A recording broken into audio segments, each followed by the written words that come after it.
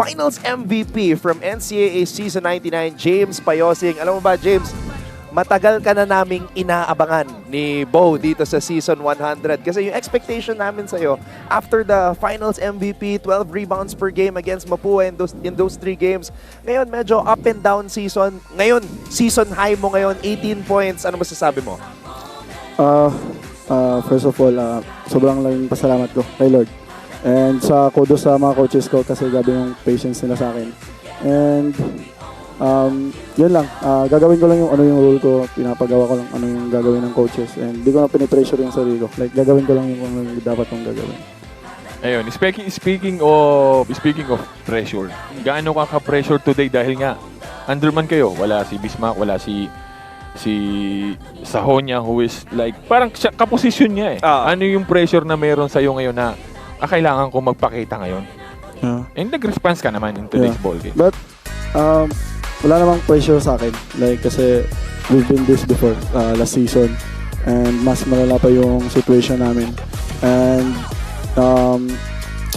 sa last practice namin, nandiyan si Brian, wala siya.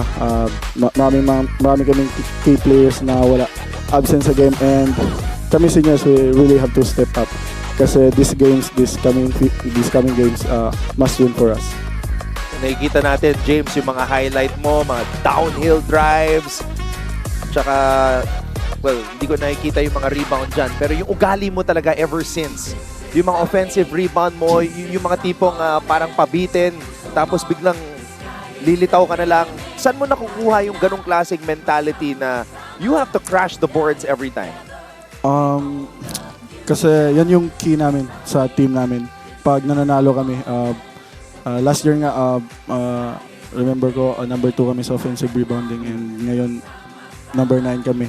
And yun, naisip namin, marami kaming talo pag natatalo kami sa rebounding. And pagdating ko dyan sa beda, hindi naman ako katulad ng ibang player na skilled. So, bumabawi ako. I'm a defensive stopper and kailangan ko mag-rebound for my team. Coming into the next games niyo, meron kayong pahinga, meron pa kayong mga crucial para ma-maintain kayo doon sa number 3 or malay mo mag number 2 pa. Ano pa yung mindset niyo going to those 2 crucial games dito sa elimination natin? Sabi ko lang sa team namin and kami mga seniors na palalim na yung liga natin and we have to stick together as one. And kung ano yung mangyayari sa team natin, sa amin lang, sa loob lang, and kami lang yung magtutulungan, kami coaches, and for the next games, kung ano yung gagawin ng mga coaches and kami players, magre-respond kami kung ano yung mga gagawin namin. Do your job. Yun. Last year, parang gusto niyo, nagpapabugbog muna kayo eh. Oo. Naalala ko to, nasa ilalim to mga to eh. Yun sabi ko nila. Wala, sobrang hirap nun.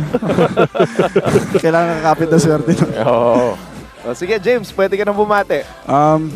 First of all, gusto kong batiin yung mami ko, birthday niya ngayon. Wow, happy birthday. Happy niya. birthday. And para sa'yo to. And shoutout ko yung mga kuya ko, kay Kuya Kevin, Kuya Bani, Kuya James, and kay Mayor Ralph Lim, and sa mga bidista. Maraming salamat sa inyo, and happy birthday din kay Miguel and sa girlfriend ko na laging sumusuporta sa akin.